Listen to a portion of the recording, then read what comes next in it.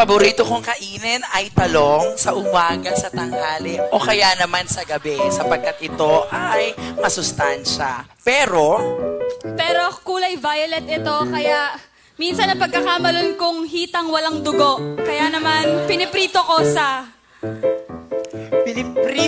sa kawali, kaya lang minsan may amoy siya. Kaya naman nagpapalit ako ng isip at imbis na talong ang aking iprito ay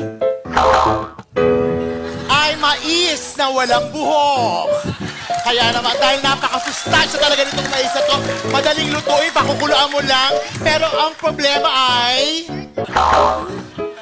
laulaw ang mga balat ng mais, kaya ibig sabihin ay luma na ito at hindi na masustansya.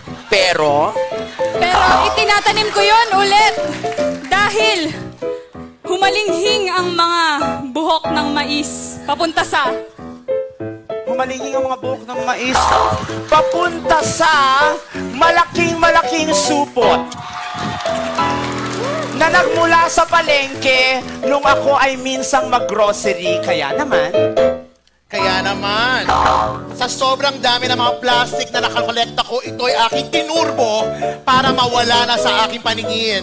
Dahil ito ay basura, at ito ay kumakalat lang sa buong paligid na tinurotot na ng maraming tao sa sobrang dami ng ginamit nila. Kaya naging basura.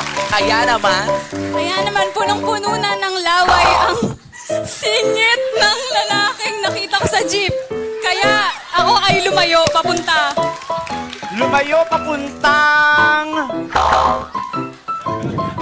pintuan kung saan ako ay pinutukan ng aking amo dahil naging napakapilyo ko sa aking pag-iisip. Kaya naman, sobrang inis ko sa aking amo, tinurukan ko siya ng anesthesia, pati na rin ang aking sarili para hindi ko maramdaman ang mga sakit na binigay niya sa akin. Kaya kinabukasan, nagluto ako ng tinortang talong para sa aking amo para maging masaya siya.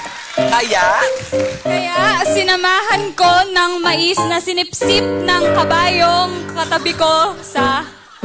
kabayong katabi mo sa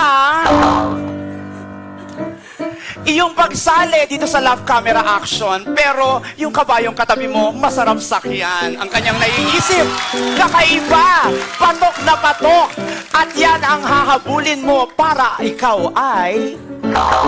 baka bilhin ng fresh na tahong sa palengke.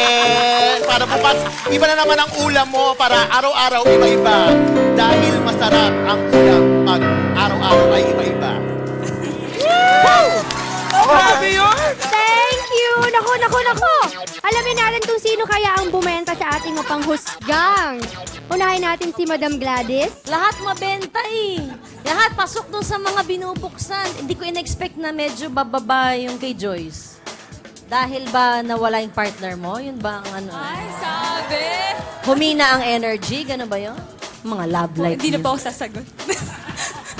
Walang forever dyan sa bubuksan kay Joyce. Ay, grabe. Paglalabang ko to. Charot! Sabi! Kakayan! Steph. Nakaka-enjoy. Michelle o Bombshell, you truly are a petty. Ang ano niya lang, no? Parang andulas na lang. Yun nga, parang walang reaksyon. At saka kay Maria, talaga may conviction lahat na sinasabi mo.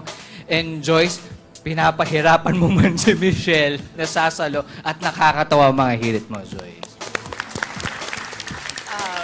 Yan. Hindi, nagpapatunay lang yan ako sinong inaapi, pinagpapala talaga. Nakita mo na sambot ni Michelle yung sinabi. Although wala naman against kay Joyce, pero yung kung paano niya dalhin yung sarili niya na pinamom na para sabing kabayo, pero napasarap pa niya ang sarili niya. So para sa akin, perfect ka doon. Direct Cesar. Galing ng all girls. All girls! All girls! Dito mo makikita na pag kahit mahina ka, pagka napasabay ka sa magagaling, gagaling ka eh. No? Tingnan mo si Heidelin, mahina yan eh. Dito lang nagka-gold yan eh. Hindi, magaling. Masaya. Nag-enjoy kami. Mga mga kapuso, na-miss nyo ba ang laugh trip na performances sa ating programa? Kaya i-click nyo na mga videos na ito para tuloy-tuloy ang saya. Woo! As in, ngayon na po ba i-click? Aba, kailan pa? Click na! Woo! Laugh, camera, action!